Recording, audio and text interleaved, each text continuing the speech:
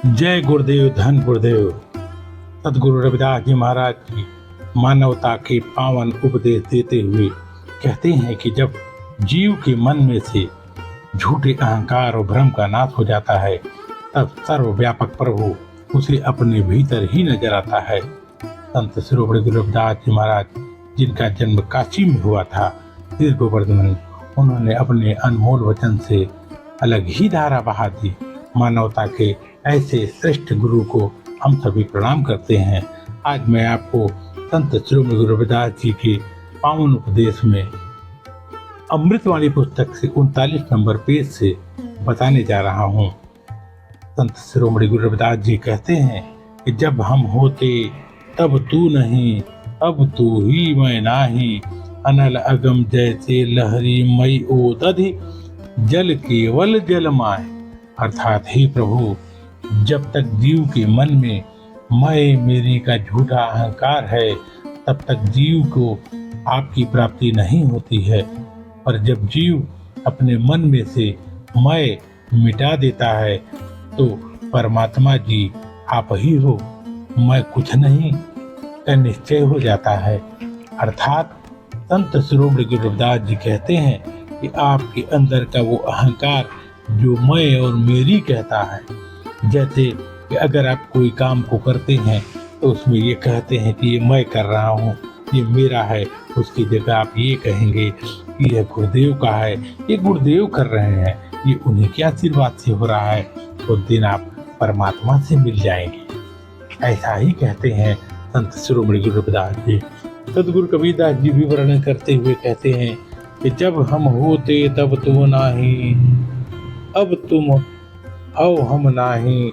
हे प्रभु जी, जब तक हम में मैं और मेरी का अहंकार था, उतना देर आपको कोई प्राप्ति नहीं थी, पर अब ज्ञान होने के कारण आप प्राप्त हो गए हैं।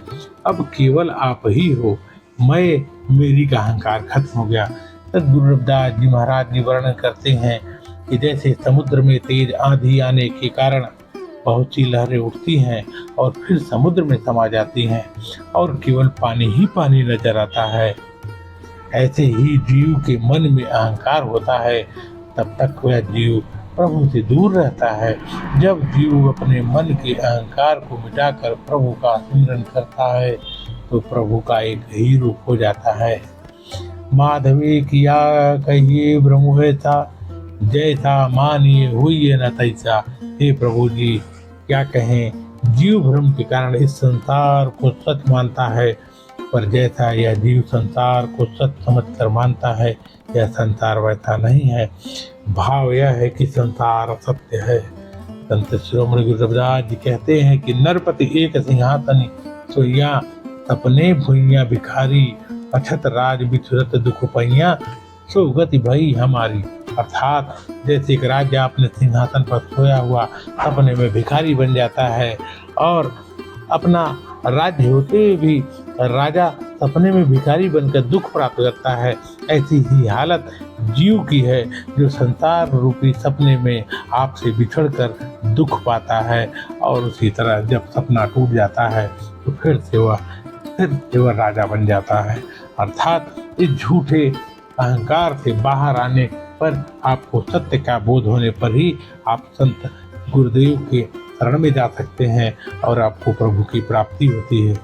इसी तरह की एक कथा है जो कि राजा जनक की है, पेज नंबर 40 पर आप पढ़ सकते हैं। उसमें राजा जनक की भी यही कथा है कि राजा जनक एक अपने स्वर्ण सिंहासन पर फूलों की सीट पर सोए हुए हैं और फिर उनके जो है सपने में देखते हैं कि उनके ऊपर हमला हो गया है और उनको नगर से बाहर कर दिया जाता है। कुछ इसी प्रकार रहता है। फिर लेकिन जब वो बाहर आते हैं तो उन्हें देखा कि सपने से बाहर आने के बाद देखा कि वो फिर से उसी तरह है। तो उन्होंने बड़ा लोगों को बुलाया।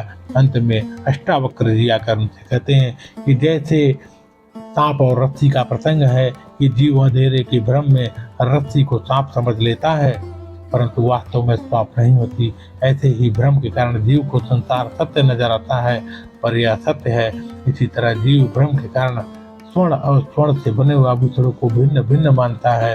असल में स्वर्ण और स्वर्ण से बने हुए आभूषण स्वर्ण ही होते हैं। ऐसे ही जीव भ्रम के कारण प्रभु को अपने से भिन्न समझता है और भ्रम दूर हो जाता है तो प्रभु में विलीन हो जाता है।